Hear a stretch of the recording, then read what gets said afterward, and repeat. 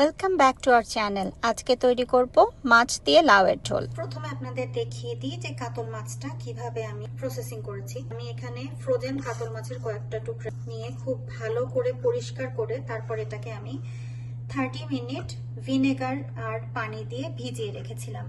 তারপর এমনি নর্মাল পানি দিয়ে ধুয়ে মাছগুলোকে চিপে ভালো করে পানি বের করে তারপর এখানে রেখেছি। এখন আমি এটাকে কিছুক্ষণ ম্যারিনেট করে রাখবো, তারপর এটাকে ভেজে নিব। তাহলে আর ফ্রোজেন মাছের যে গন্ধটা থাকে সেই গন্ধটা থাকবে না।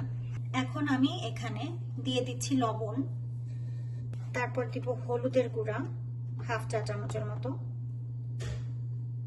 আমরা একটু ঝাল বেশি খাই, সো আমি এখানে হাফ চা চামচ মরিচের গুঁড়া দিয়ে দিচ্ছি।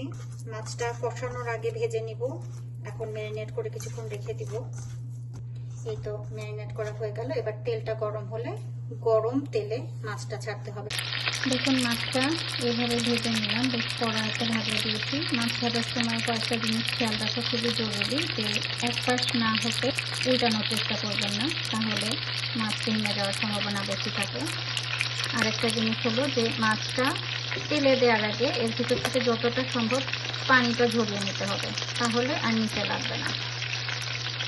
এই পর্যায়ে আমি মাছগুলো উঠিয়ে রাখছি।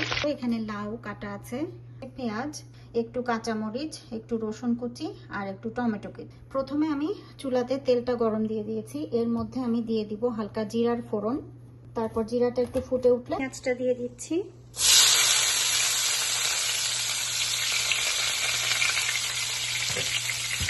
একটু নাড়াচাড়া করে হালকা একটু লবণ দেবো। আর এটা হচ্ছে মাছের ভাজা তেল, তো মাছের ফ্লেভারটাও এর মধ্যে আছে, এই জন্য একটু দেখতে হলদে লাগছে। এখন এর মধ্যে দিয়ে দিব একটু লবণ, তারপর আমি দিয়ে দিচ্ছি রসুন কুচি আর মরিচ কুচি। কিছুক্ষণ কষিয়ে নেব। পেঁয়াজটা যখন মোটামুটি একটু ভাজা হয়ে যাবে, হালকা ব্রাউন কালার আসা শুরু হয়েছে, এই সময় আমি তেলের উপরে দিয়ে দিব হলুদ আর মরিচের গুঁড়া। 1 চামচ দিচ্ছি মরিচের গুঁড়া, 1 চামচ দিলাম হলুদের গুঁড়া। এটা দিয়ে বেশিক্ষণ জাল দেওয়া যাবে না, কারণ মশলাটা পুড়ে গেলে তখন তিতা হয়ে যাবে তরকারিটা। কাজে আমি সাথে সাথে পানি দিয়ে দিচ্ছি। এখন এখানে পানি দেওয়ার পরে আমি দিয়ে দেব জিরার গুঁড়ো 1 চামচ, ধনের গুঁড়ো 1 চামচ। দেখুন চামচটা ছোট চামচের 1 চামচ করে দিচ্ছি। দিয়ে এটাকে আমি তেল পানির উপর ভেসে না ওঠা পর্যন্ত জাল করব।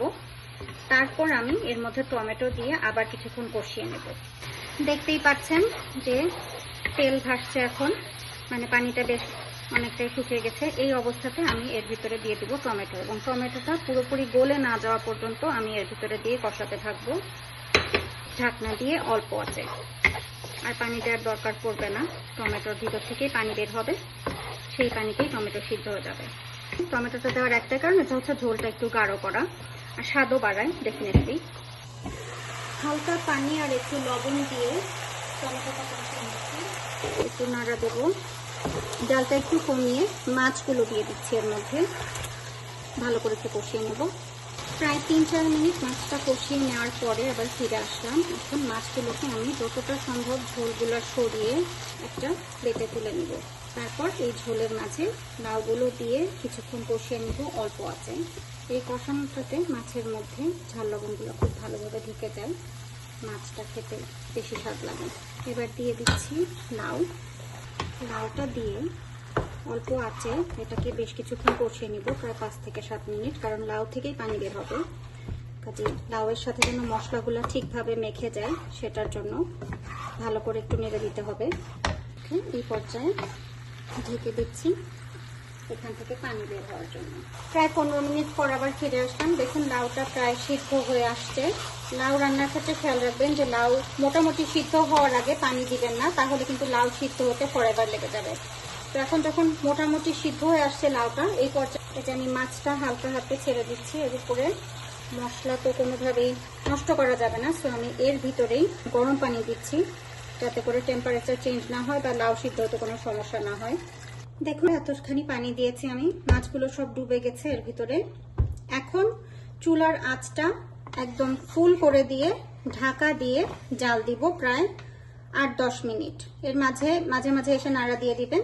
আর আরেকটা কাজ করতে হবে যেটা, সেটা হচ্ছে একটু চেখে দেখতে হবে যে ঝাল লবণ ঠিক আছে কিনা। যেহেতু এত পানি, লাউ সবকিছু দেওয়া হলো, আপনাদের পছন্দ মতো ঝাল লবণ যদি দরকার পড়ে এই পর্যায়ে দিয়ে নেবেন। তাহলে যখন তরকারিটা বলক উঠবে তখন এর ভিতরে লবণ বা ঝাল যেটাই লাগুক না কেন, যেটাই দিবেন সেটা ভালোভাবে ঢুকে যাবে। ফিরে আসলাম আবার প্রায় 15 মিনিট পরে। দেখুন আমাদের লাউ দিয়ে মাছের ঝোল তৈরি হয়ে গেছে। এই রকম ঝোল আমরা রাখবো, আমরা একটু ঝোলটা বেশি খেতে পছন্দ করি। এই পর্যায়ে আমি 1 চিমটি পরিমাণ চিনি ছড়িয়ে দিলাম এর উপরে। লাউটা একটু হালকা মিষ্টি মিষ্টি হলে ভালো লাগে, আর যেহেতু আমি আগে টমেটো দিয়েছি এটা সুন্দর একটা ব্যালেন্স আসে। আর উপরে আমি দিয়ে দিব একটু ধনেপাতা। এই হয়ে গেল, ধনেপাতা দিয়ে দিলাম। চুলাটা বন্ধ করে দিলাম। দেখুন, অবশ্যই আমাদের সাথে শেয়ার করবেন যদি আপনারা এইভাবে কখনো লাউয়ের তরকারি রান্না করেন।